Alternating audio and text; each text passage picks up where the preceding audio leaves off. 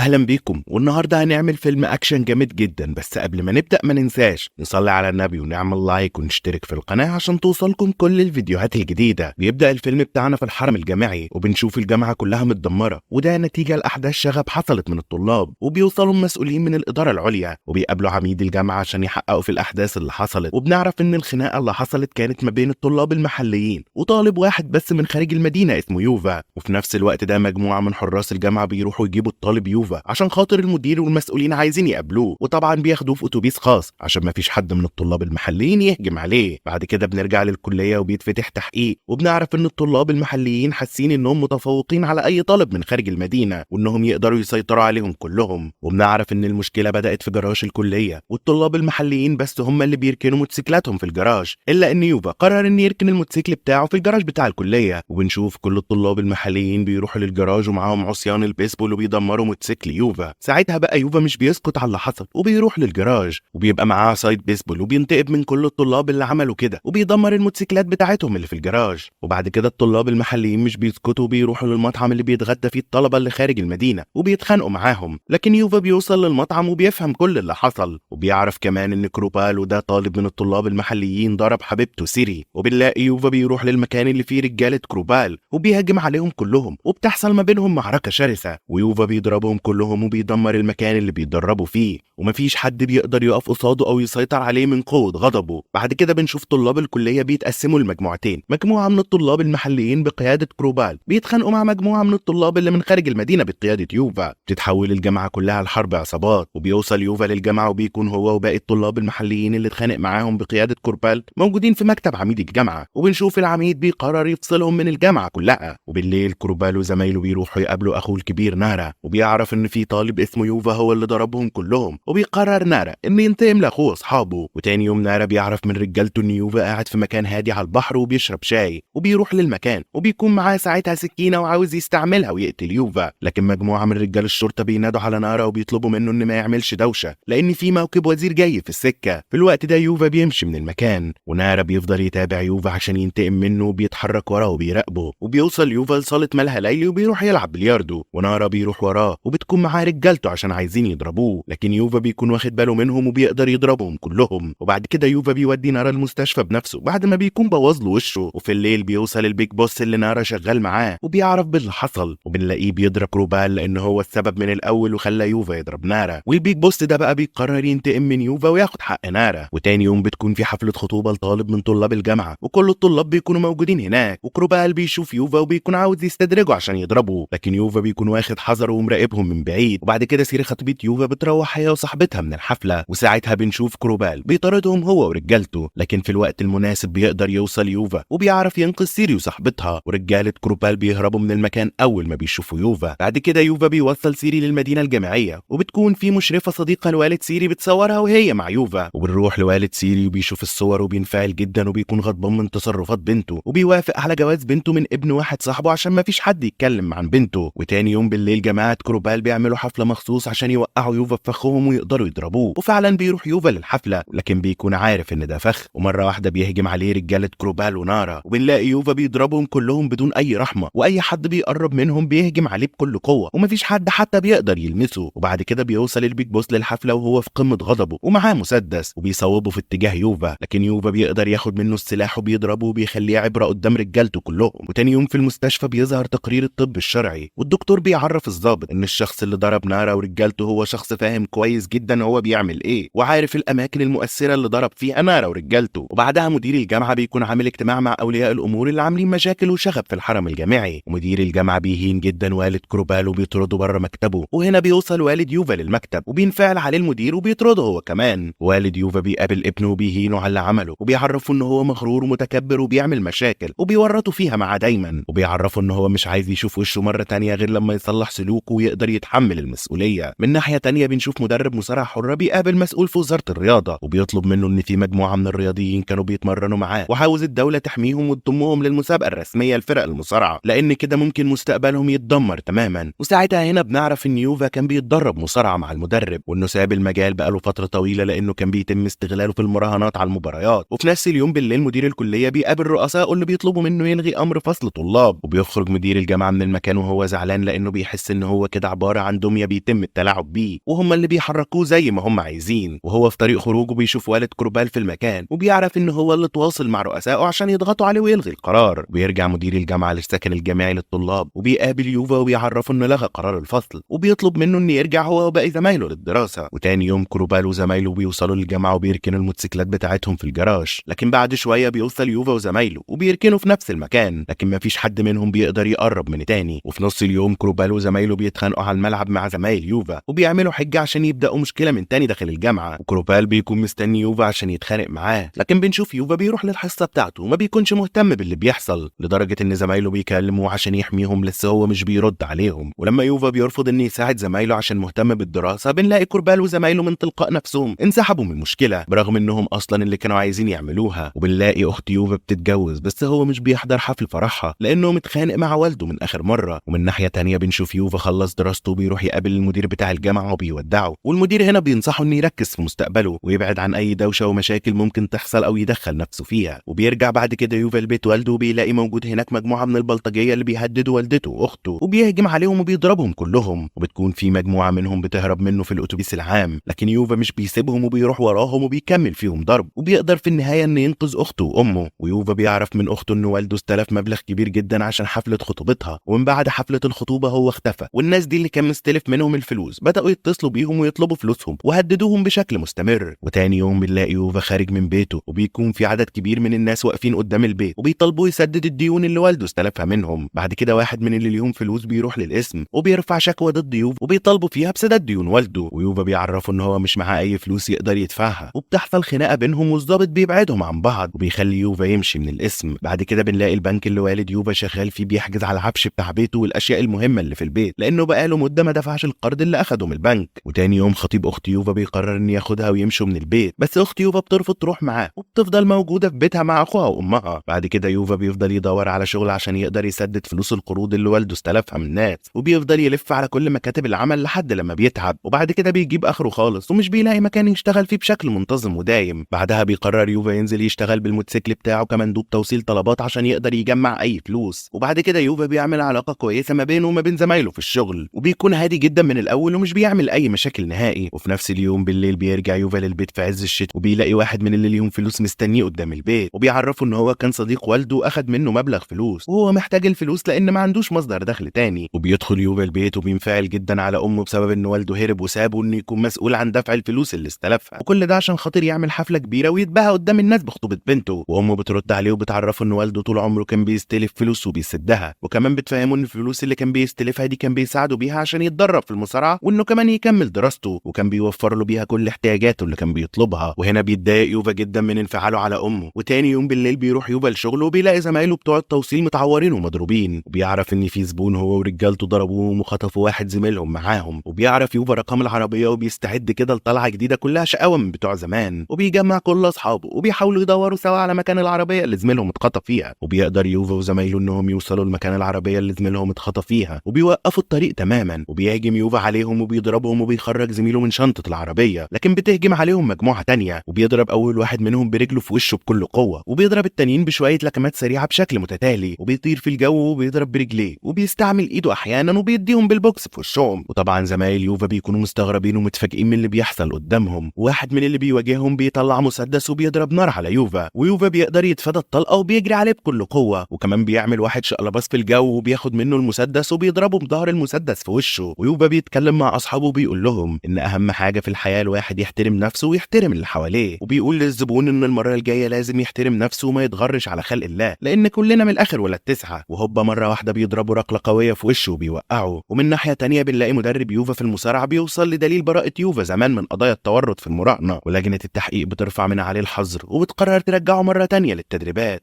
وكده هيقدر ينافس في المصارعه والمشاركه في المسابقه الوطنيه الدوليه. واخت يوفا بتعرفه ان ابوه كان مشتري عربيه ومسجلها باسمها، والعربيه دي مع ابوها وما خرجتش بره حدود مدينه جنب منهم بقالها يومين، وبتعرفوا انهم لو قدروا يوصلوا لمكان العربيه هيلاقوا ابوهم. وبيوصل يوفا للقريه اللي جنبهم وبيدور فيها على ابوه لكن مش بيلاقيه بالرغم ان هو لقى العربيه، وبيفضل موجود في المكان وبيقف قدام العربيه بالساعات لحد ما والده يظهر. ومن ناحيه تانية اخت يوفا بتتصل بيه وبتعرفوا ان الشرطه لقت جثه شبه والدهم وبيطلبوا منهم يروحوا المستشفى عشان يتعرفوا عليه. وبيروح يوفا للمستشفى وبيشوف الجثه، بس بيعرف الضابط ان الجثه مش بتاعت والده. وبيطلع يوفا من المستشفى وبيوصل اخته وامه وبيركبهم التاكسي وبيطمنهم وبيقول لهم ان والدهم لسه عايش. وساعتها بنعرف ان يوفا لقى والده في القريه اللي جنب منهم وكانت حالته الصحيه والعقليه مش افضل حال، وقرر ان ياخده معاه ويخبيه في مكان بعيد لحد لما يخف وبعد كده يخرجه. وبعدها يوفا بيقابل المدرب بتاعه وبيعرف منه ان اتحاد المصارعه رفع من عليه الحظر وانه ممكن يرجع يمارس المصارعه ويشترك في البطولات، وبيعرف منه اللي حصل وسبب اللي حصل له، وبيقول له انه هو اقترض من الناس فلوس وجمعها مع الفلوس اللي كان محوشها على مدار 12 سنه من شغله، وانه سلم الفلوس دي لشخص يضرب بيهم في البورصه. ومع الوقت الاسهم كانت بتنخفض وخسر الفلوس كلها، لكن بعد كده اكتشف ان الشخص اللي سلمه الفلوس ده ضحك عليه وما حطش اصلا الفلوس في البورصه، وراح يطالبه بالفلوس دي بس رجالته ضربوه وطردوه، وعشان كده قرر انه يهرب ويبعد من خوفه من الناس اللي عاوزين منه فلوس. وبيتحرك يوفا من عند والده وبيكون منهار وبيبكي، ومره واحده بيقرر يوفا ينتقم لابوه وبيروح للمكان بتاع الشخص اللي ضحك على ابوه واخد منه الفلوس، وبيدمر عربيته وبيضرب رجالته وبيطلع بقى يقابله. ويوفا بيقابل الراجل اللي نصب على ابوه بيولع حوالين منه العاب ناريه وبيخليه في حاله خوف وذعر، وبعدها يوفا بيعرفه ان هو نصب على ابوه سرقه في الفلوس اللي جمعها على مدار 12 سنه، وبيطلب منه يسلمه الفلوس في ميعاد محدد، ولو ما نفذش طلبه هيرجع له من تاني ويقتله قصاد اولاده ومراته. بعد كده والد يوفا بيطلب منه يشارك في بطوله المصارعه ويرفع راسهم من تاني قصاد الناس، وبيقول له دي الطريقه الوحيده عشان الناس ترجع تحترمهم مره تانيه لانهم كده فقدوا احترامهم بشكل كامل، وانهم كمان مع الوقت هيقدروا يسددوا الفلوس القروض اللي عليهم. وبيقرر يوفا يرجع تاني للمنافسه، وبيدخل مع المدرب بتاعه في معسكر مغلق وبيتمرن ليل نهار تمارين قاسيه وقويه عشان خاطر يقدر يسترجع مرونته في اسرع وقت. وبيبدا يوفا المسابقه وبيقدر يكسب كل مبارياته وبيوصل للنهائي، والمدرب بتاع يوفا بيحاول يحفزه قبل المباراه النهائيه وبيقول له ان من سنين في ناس معينه حاولوا يخلوك تخسر النهائي عشان مصالحهم الخاصه، ودلوقتي جات لك الفرصه قدام المصارع بتاعهم مره تانيه، وده عشان تثبت نفسك قدامهم وتكون الامبراطور الجديد للعبه. وبعد كده بنروح للمباراه النهائيه ما بين يوفا وخصمه، وبتكون الاجواء حماسيه جدا وبيقدر يوفا يكسب الجوله الاولى. وفي الاستراحه يوفا بيشوف والده وهو في المدرجات وبيشجعه بكل حماس، لكن يوفا بيكون خايف على والده ان حد يشوفه ويتقبض عليه. بيبدا يوفا هنا يفقد التركيز، وبيدخل يوفا للجوله الثانيه وهو تفكيره متشتت لدرجه ان خصمه بيتعادل معاه وبيتقدم عليه كمان ب3 نقط زياده، وبيكون فاضل على نهايه المباراه 15 ثانيه. بعد كده يوفا بيشوف والده وهو بيراقبه في المدرجات وبيفتكر كلامه معاه لانه هو لازم يفوز في البطوله ويثبت نفسه، وساعتها يوفا قوته بتزيد وبيقدر في الثواني الاخيره يعمل سوبليكس مزدوج وبيكسب المباراه والبطوله الوطنيه. واخت يوفا بتتفرج على المباراه وبتكون فرحانه جدا، وكمان اصحابه بيكونوا مبسوطين بيه وفخورين. ووالد يوفا بينزل ارض الملعب وبيقلع التيشيرت بتاعه وبيكون في قمه فرحته بفوز ابنه بالمباراه، وبيقرب منه وبيحضنه، والاول مره يوفا بيحس ان هو غالي عند والده بشكل حقيقي وحاسس بفرحته ليه. وبعد كده يوفا بيرجع لوالده فلوس القروض اللي اتخذت منه، وبيرجع يوفا كمان لشغله من تاني كمندوب توصيل، وساعتها والده بيكون فخور بيه جدا وبيحس فعلا انه يوفا رجع له كرامته وسط الناس. وبكده بيكون خلص ملخص فيلمنا النهارده.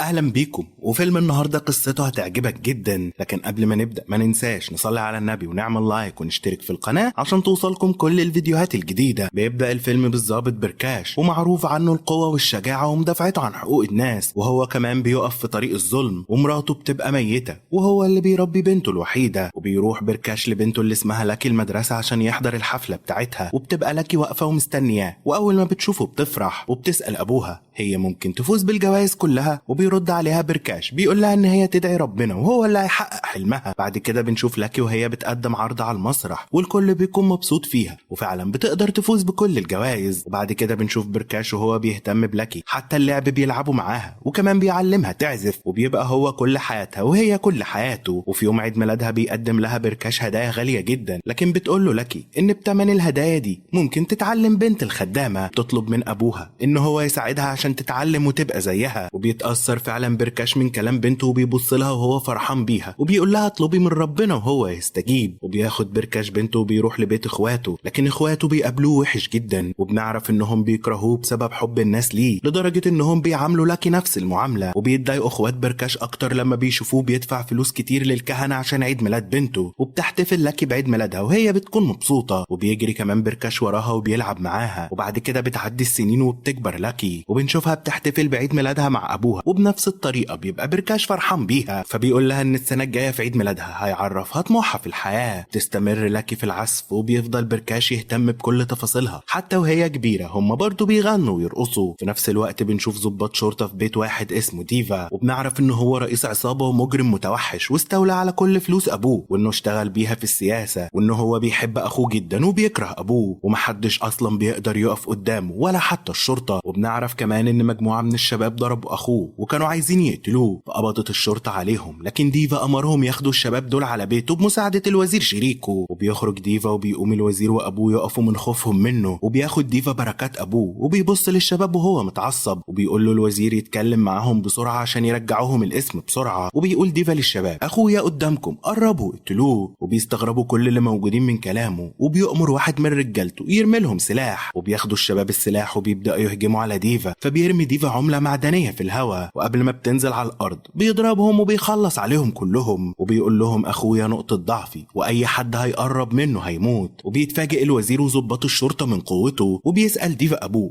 لو القاضي سأل عن الشباب هتقول ايه؟ فبيرد عليه ابوه بيقول ان هو جابهم بيته وقتلهم عشان حاولوا يقتلوا اخوه. وبيزعق له ديفا وبيقول له ان انت اب وزوج فاشل. وبنعرف ان سبب كره ديفا لابوه عشان لما مجموعة بلطجية هجموا على ابوه وامه ساب ابوه البلطجية يقتلوا امه وهرب. وبيسأل ديفا الخدامة عن اللي هيتقال، وبترد على ان الشباب هربوا من السجن ودخلوا بيته بالقوة وحاولوا انهم يقتلوه هو واخوه، فدافع ديفا عن نفسه وقتلهم. وبيتصدموا كل اللي موجودين من خطته، وبيأمر ديفا الضابط يكتب كلام الخدامة في محضر ويقدمه للمحكمة. وبعد كده بيبعت المحقق العام لبركاش وبيعرفه ان هو هيتنقل للمنطقة اللي فيها ديفا، وبيحذره من ديفا وبيقول له يا ريت يحاول ما يدخلش نفسه في مشاكل معاه بسبب ضميره. وبيعرف بركاش ان اخو ديفا خطف 4 بنات في بيته وعايز ان يعتدي عليهم، والحكومة بتكون عارفة بتصرفاته لكن بيخافوا من ديفا. وبيروح بركاش بسرعة ومع قوة لاخو ديفا وبيهجم عليهم وبينقذ البنات، وبيقدر انه يضرب كل رجالته. وبيطلع اخو ديفا يجري وسط الناس وهو خايف، وبيفضل بركاش يجري وراه وبيضرب عليه نار لحد لما بيتصاب في دراعه. وبيستخبى هنا جنب دكان بقالة، ولاكي بتشوفه وبيسألها ابوها بتعمل ايه، فبتعرفه انها كانت بتشتري طلبات البيت وبتشاور له على اخو ديفا. فبيهجم اخو ديفا عليها بالسكينة، لكن بركاش بيضربه بالنار وبيقتله قبل ما يلمس بنته. ولما بيعرف المحقق العام اللي حصل بيزعق لبركاش وبيطلب منه ان هو ياخد بنته ويهرب من البلد. وقتها بيدخل العساكر على بركاش وبيعرفوا ان ديفا خطف بنته مع مجموعة ضباط، وبيطلع بركاش يجري، وفي نفس الوقت بيقعد ديفا قدام جثة اخوه بيعيط. وبيقول ديفا لابوه ان هو هيحقق حلم اخوه يدخل المجلس، ووقتها هيحس ان اخوه لسه عايش وجنبه. وبيوصل بركاش وبيسأل ديفا عن مكان بنته، فبيرد عليه ديفا وبيسأله عن مكان اخوه. وهنا بيمسك مطرقة وبيضرب بركاش على راسه وبيرموه قدام بنته مضروب، وبيقول له ديفا مش هيسيبهم وهينتقم منه هو وبنته ورجالته اللي ساعدوه في قتل اخوه، وانه كمان هيقتل بنته الاول قدام عينه وهيعذبه بموتها. وبياخد ديفا رمحه وبيرميه عليه، وبيقف قدامه واحد من الضباط وبياخد الضربه مكان لاكي. وبيقولوا العساكر لبركاش يهرب بسرعه مع بنته وهم هيقفوا لديفا. وبيطلع بركاش يجري هو وبنته ووراهم ديفا ورجالته، وبيقتلوا واحد واحد من العساكر، وبياخد ديفا فاس وبيضرب اي ضابط يقف قدامه. كمان بياخد رمحه وبيحدفه على بركاش وبيتصاب هو، وبيطلب بركاش من بنته تهرب بسرعة، لكن لما بترفض لاكي بيزعق لها وبتطلع تجري. وبيضرب ديفا بركاش بالسكينة، وقبل ما يموت بركاش بيضحك على ديفا وبيقول له ان ربنا هيبعت حد ينقذ بنته. وبيتعصب ديفا وبيقتل بركاش، وبكده هو بيبقى قتل بركاش والظباط ومش فاضل غير لاكي. بعد كده بنشوف شاب أعمى اسمه راجا،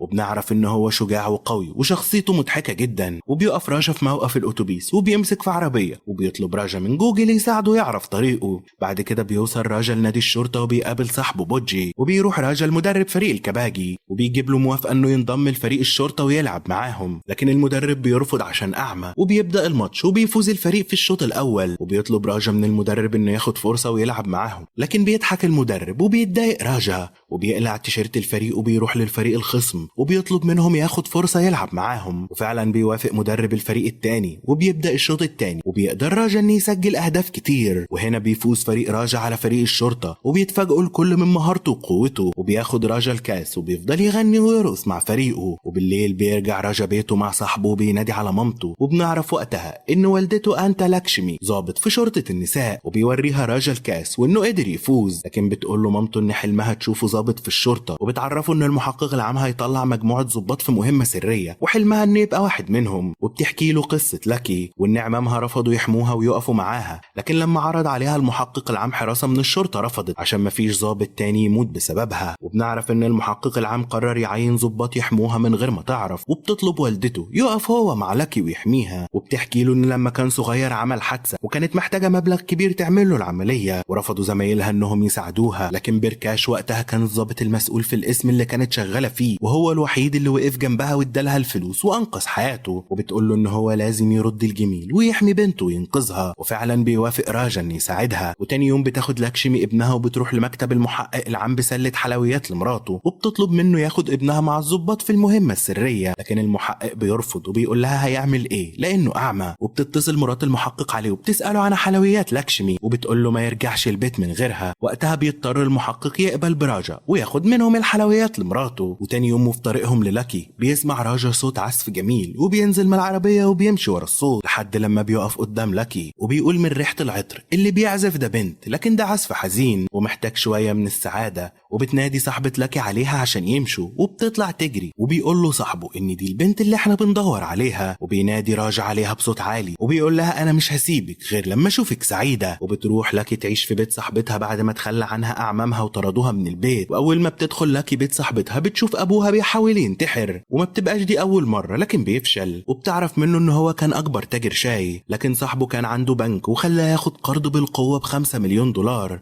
وبعد كده زور في الاوراق وضاعف صفر جنب الرقم وبقوا 50. ومن وقتها وهو قدر يستولى على مصنع الشاي بتاعه بقيمة 25 مليون اللي هي نص المبلغ. وكمان عايز ياخد بيته لو ما دفعش باقي المبلغ في 4 ايام. وبيروح فريق الشرطة ومن ضمنهم راجا يسكنوا في البيت اللي قدامهم من غير ما تعرف. في نفس الوقت بيعرف ديفا من رجالته انهم دوروا على لاكي في المنطقة ومش قادرين انهم يوصلوا لها، وبيأمر ديفا رجالته يدوروا في شمال البلد. وبيتكلم واحد من رجالته وبيقول انها مستحيل تبقى في الشمال، وبيعرفوا ان هو جاب سجل مكالماتها وعرف ان اخر مكالمة كانت مع المحقق العام، واكيد الشرطة مخبياها، وبيطلب منه يديله فرصة عشان يجيبها. وبيعجب ديفا بيه جدا وبيقول لرجالته اسمعوا كلامه لان شكله بيفهم، وبيشكر ابوه عشان عينه. وتاني يوم بنشوف الراجل ده بيقابل المحقق العام، وبنعرف ان هو ضابط سري وانضم من رجالة ديفا عشان يضللهم ويحاول يعرف اي معلومات عنهم تدخلهم السجن. وفي نفس الوقت بيروح راجا وصاحبه بيتعرفوا على ابو صاحبة لاكي، لكن ابو صاحبتهم بيقول لهم ما يفكروش يقربوا من بيته عشان هو عنده بنتين. ولما بيرجع راجا البيت بيتخانق مع الضباط وبيسألوه ايه اللي خلاهم يروحوا بيت لاكي. بيقول لهم راجا لما يقرب منها هيقدر يحميها احسن، لكن بيزعق له واحد من الضباط وبيقولوا له ان هو ملهوش لازمه وبيبعتوا ينظف البيت. ولما بيمشي راجا بيقرر الفريق انهم يمشوا ورا لاكي وانهم يقدروا يحاولوا يصاحبوها، وبيسرقوا فعلا فكره راجا، لكن بيسمعهم راجا. وتاني يوم وبيبقى اول يوم مراقبه بيحاول الفريق يقرب من لاكي، لكن راجا بيبوظ لهم خطتهم.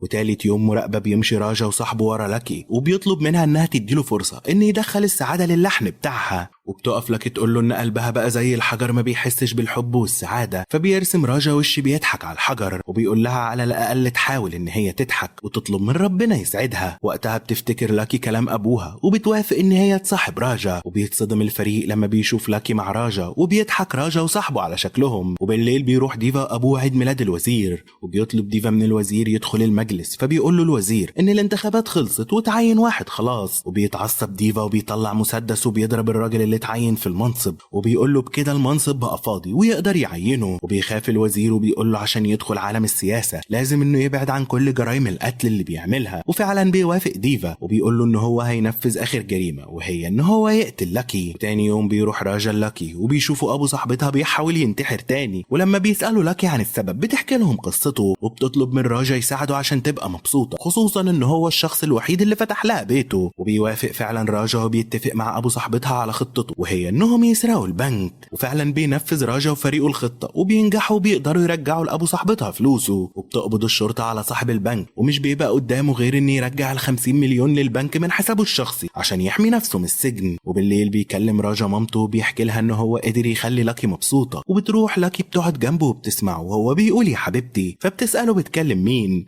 فبيحكي لها عن مامته. وبترجع لاكي تسأله عن أبوه، وبنعرف وقتها إن راجا وهو صغير اتولد أعمى، ولما بقى عنده 10 سنين أبوه رفض يقف جنبه وإنه كان عايز يدخله ملجأ ويخلص منه عشان ما يشيلش مسؤوليته، لكن مامته هي اللي وقفت قدامه وضربته وطردته من البيت، وقررت إن هي تعيش مع راجا عمرها كله. وابتدت إن هي تعلم راجا كل حاجة، وكمان علمته طريقة برايل عشان يدخل الشرطة، ودخلته نادي يتعلم فنون القتالية ويقدر يدافع عن نفسه، وإن السعادة بتيجي من الحزن والنصر بيجي من الهزيمة. العزيمة، وبعد كده بيسيبها وبيمشي. وتاني يوم بيروح ابو صاحب لاكي مع عيلته وراجا وفريقه بيروحوا المعبد عشان يصلوا، وبيبقى موجود صحفية بتصور لقاء مباشر عن الاحتفال بالآلهة بتاعتهم، واستغفر الله العظيم. وبتقف لاكي قدام بنت بترقص وبتفتكر ابوها لما راح لها حفلة المدرسة، وللأسف بتظهر صورة لاكي في التلفزيون وبيشوفها العميل السري، وبيتصل على المحقق العام عشان يقطع البرنامج. ولما بيشوف ديفا نازل بيقف العميل قدام التلفزيون، وبيتصل المحقق العام على راجا وبيقول له ان لاكي طالعه على كل التلفزيونات ويبعدها بسرعه. وبيجري راجا بسرعه وبياخد الاعلاميه تصور في مكان تاني، ووقتها بيأمر ديفا العميل ان يبعد على التلفزيون، لكن بتبقى لاكي خلاص اختفت ومش بيشوفها. وبالليل بيعمل ابو صاحبتها حفله عشان قدر يرجع مصنعه واملاكه، وبتشكر لاكي راجا ان هو قدر يسعد عيله صاحبتها، وبيقول لها راجا ان هي لازم تبدا حياتها من جديد وتحاول تعيش الحياه السعيده اللي تستحقها. وتاني يوم بتبدا لاكي تخرج مع راجا وبيغنوا ويرقصوا، وبتقول لاكي الراجا انها ما كانتش تتخيل تعيش حياتها من غير ابوها، وان هو لما مات استنت ديفا يقتلها في كل لحظه، لكن دلوقتي عايزه تعيش السعاده اللي ابوها كان بيتمناها لها، وان هي عرفت معنى الطموح اللي قال لها عليه هتعرفه في يوم عيد ميلادها. وبيفرح راجا بكلامها جدا. وفي نفس الوقت بنشوف ديفا بيضرب العميل السري، وبنعرف انه كشفه وجاب سجل مكالماته وعرف ان هو بيكلم المحقق العام كتير، وبيقتله. وبيقول ديفا لرجالته عايز يعرف ايه اللي كان في البرنامج وهو خباه عنه، وبيتصل ديفا على المحقق وبيعرف ان هو قتل العميل بتاعه، وانه قدر كمان يعرف مكان لاكي وهيبعت لها رجالته يقتلوها ويفرجوا ازاي هيقدر ينقذها منه. وتاني يوم بيسافر المحقق العام للاكي وبيعرفها حقيقة راجا وفريقه، وبيقول لها ان هي لازم تهرب بسرعة قبل ما رجال ديفا يوصلوا. وبيتكلم راجا وبيقول لهم انهم لازم يواجهوا رجال ديفا وما نهربش منهم، فبيقول له الضابط ملوش دعوة هو، وبيصمم راجا على كلامه وبيقول لهم لازم يواجهوا. وبياخد المحقق العام لاكي وفريقه عشان يسفرها، لكن وهم في الطريق بيتقفل الطريق فجأة وبيحاصروهم رجال ديفا وبيهجموا على الضباط وبيضربوهم. وبيقول المحقق العام للاكي تهرب بسرعة، لكن بيسمعوا صوت راجا وهو بيقول لهم لازم تواجهوا، وبيتريقوا رجال ديفا عليه عشان أعمى، لكن راجا بيفتكر لما كان صغير وبيتدرب وبيبدأ يضربهم كلهم، وبيفضل يضرب فيهم واحد ورا التاني بقوته وشجاعته، وانه بيستخدم حادثة السمع في أصوات رجليهم ونفسهم. وبيتفاجئ المحقق العام وفريقه من مهارة راجا، وبيقفوا الكل في حالة ذهول، وبتحاول رجال ديفا يعملوا أصوات كتير ويشتتوا تركيزه، لكن راجا بيقدر يخلص عليهم بذكائه وقوته. وبيخافوا رجال ديفا وبيطلعوا يجروا بسرعة، فبيرجعوا لديفا رجالته مضروبين. ولما بيعرف ديفا ان اللي عمل فيهم كده أعمى بيقعد يضحك عليهم. وبنشوف لاكي في محطة القطر وبيطلب منها المحقق تسافر قبل ما يبعت ديفا عدد أكبر من رجالته، لكن لاكي بترفض وبتقول له ان هي قررت تواجه، وان هي هتسافر بلدها عشان تحتفل بعيد ميلادها زي كل سنة في بيت العيلة. وبتطلب منه يسيب لها راجا ان يسافر معاها، وبينادي المحقق على راجا وبيأمره ان يحمي لاكي ويفضل جنبها. فبيتصل راجا على ديفا وبيعرفه ان هو اللي ضرب رجالته، والاحسن له ان هو ما يستهونش بيه، وكمان بيفهمه ان لاكي هترجع بيتها وهو معاها، ولو عايز يواجهه يروح لهم بنفسه. وبيقول ديفا لابوه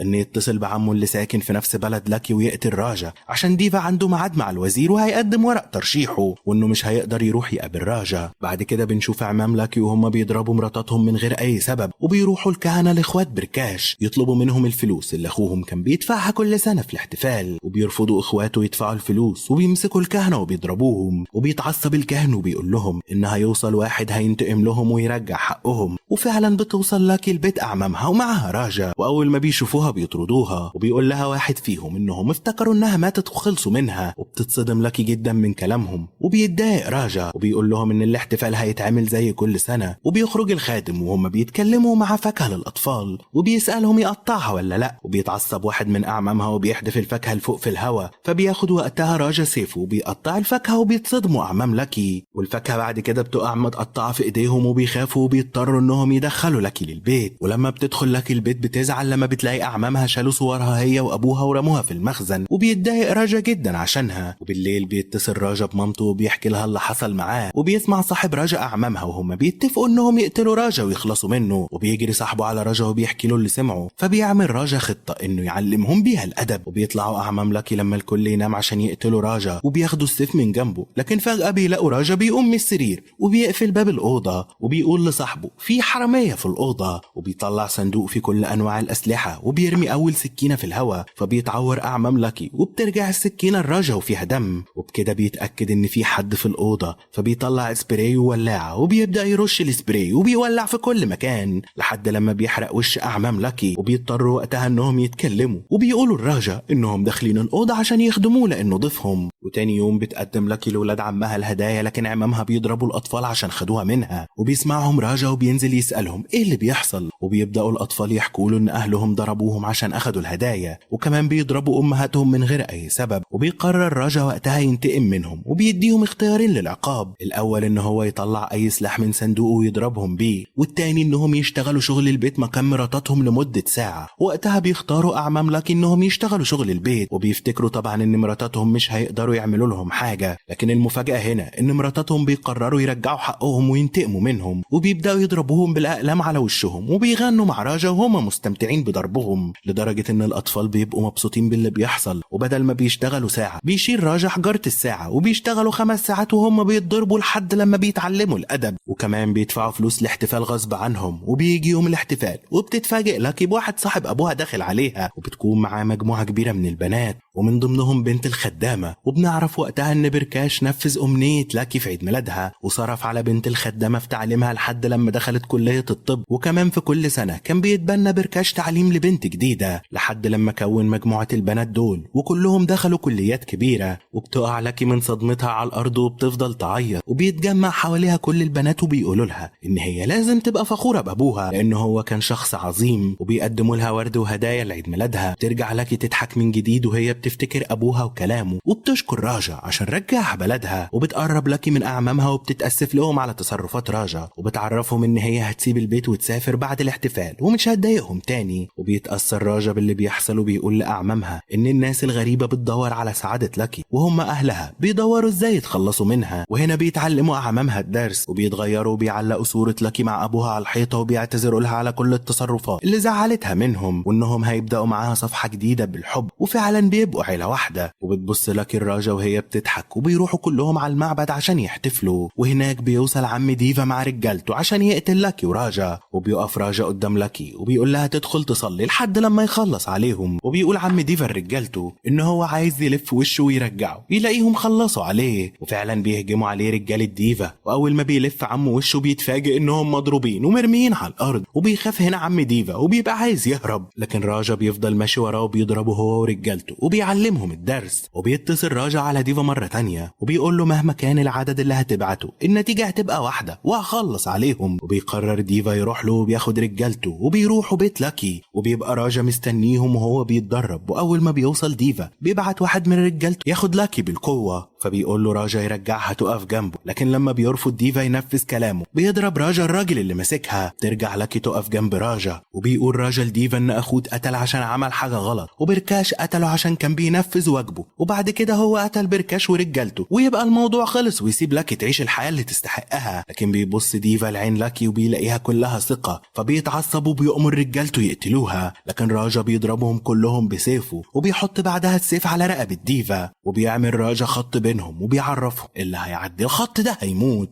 وبيتضايق ديفا وبياخد رجالته وبيمشي، وبيقعد ديفا مع ابوه رجالته وبيقول له انا هتجنن ازاي راجا بيقدر يقتل ويضرب، وكل ده عن طريق ان بيسمع بس الخطوات. وكمان حسب طوله من صوته وحط السيف على رقبته بالظبط. وبيرد عليه ابوه ان لما ربنا بياخد حاجه من شخص بيعوضه بالاحساس في باقي اعضائه. وبيبقى ديفا مش متضايق غير من حاجه واحده، وهي نظرات التحدي اللي في عين لاكي. وتاني يوم بتقف لاكي تراقب راجا في تصرفاته وهي مبسوطه، وبيبقى باين عليها انها بتحبه وبتغني وبترقص معاه. وبيروح لهم ديفا وبيخطف لاكي مره تانية، لكن المره دي كمان بيخطف ام راجا، وبيقطع ديفا شرايين ايد ام راجا، وبيقول له انه قدامها 20 دقيقه وتموت، ويختار بقى هينقذ امه ولا هينقذ لاكي. وبياخدوا رجاله ديفا امه في عربيتهم وبيمشوا، وبيربط راجا خشبه في سلسله اجراس وبيحدفها على العربيه اللي فيها مامته عشان خاطر يقدر يمشي وراهم. وبيمشي فعلا ورا الصوت، وبيفتح خريطه جوجل عشان يعرف مكانهم لحد لما بيوصلوا رجاله ديفا لمحطه قطر، وبيرموا مامته في الارض. وبيفضل راجا ينادي على امه باعلى صوت وبيخبط في كل مكان لحد لما بتاخد امه حديده بتفضل تخبط بيها، وبيعرف راجا مكانها. تبدا رجاله ديفا يهجموا عليه عشان يمنعوه يوصلوا لها، لكن راجا بيقدر يضربهم بكل جنون وقوه، وبيوصل لمكان مامته وبياخدها يوديها على المستشفى وبيقدر ينقذ حياتها. وبيعرف ديفا ان راجا انقذ امه، فبيقرر ان ما يقتلش لاكي غير لما يقتل راجا، وانه يقتل نظره الثقه والتحدي اللي في عينها. وهنا بيتصل راجا على ديفا وبيتفق يقابله الساعة 8 وياخد لاكي. فبيتصل ديفا بكل البلطجية والمجرمين اللي في البلد وبيجمعهم عشان عايزهم يقفوا معاه ضد راجا ويساعدوه يخلص منه. وبيجي الميعاد وبيوصل راجا، وفجأة بيقطع فريق الضباط النور عن المكان، وبيقول راجا لديفا ورجالته هتعيشوا حياة الأعمى، وبيرحب بيهم في العالم بتاعه. وبيبقى ديفا ورجالته مش شايفين حاجة وخايفين، وبيبدأ راجا يقتلهم مجموعة ورا مجموعة، وبيتوتر ديفا وبيخاف وبيضرب النار عشوائي، وبيفضل يموت في رجالته. وبياخد راجا لاكي وبيهرب، وبتشكر لاكي لاكشمي على مساعدتها ليها، وبتعترف لاكي لراجا ان هي بتحب، وبيغني راجا وبيرقص من فرحته. بعد كده بنشوف ديفا وابوه ورجالته وعربيات الشرطة داخلة عليهم، وبينزل المحقق العام وبيقول لديفا ان الحكومة وقفت كل اعماله بسبب جرايمه. وبنعرف وقتها ان راجا في الضلمة لقى اوضة فيها خزنة، ولما فتحها اخد منها ملفات ولابتوب عليهم كل جرايم ديفا. وبيقول ديفا للمحقق انت عايز تقبض عليا عشان ساعدك واحد اعمى؟ وبتتعصب ام راجا وبتقطع كل الورق، وبتقول له حدد المكان والوقت وهجيب ابني واجيلك عشان يقتلك. وطبعا بيوافق ديفا وبيبعت لها المكان، وبتاخد لاكشمي ابنها وبتروح لديفا، وبيبداوا يضربوا في بعض. ولما بيحس ديفا ان هو هيخسر بيشاور لرجالته عشان يشتتوا تركيز راجا، وفعلا بيشتت تركيز راجا وبيضربوا ديفا وبيقع على الارض مغمى عليه. وبتقول لاكشمي لديفا تبقى غبي جدا لو فكرت انك انتصرت على ابني بالغش. وبتعرفه ان ابنها لما كان بيتضرب حس بالمكان كله، وانه عرف مداخله ومخارجه. وفجأة بيقوم راجا وبيضرب ديفا بجنونه وبيربطه من رقبته في سلسلة حديد، وبيوصلها بعد كده بالكهرباء